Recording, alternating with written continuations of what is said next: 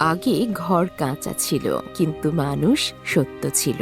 টাকা কম ছিল, কিন্তু বিশ্বাস দৃঢ় ছিল। পোশাক ময়লা ছিল, কিন্তু মনটা পরিষ্কার ছিল। মুখে হাসি ছিল, আর মনে ভ্রাতৃত্ব ছিল।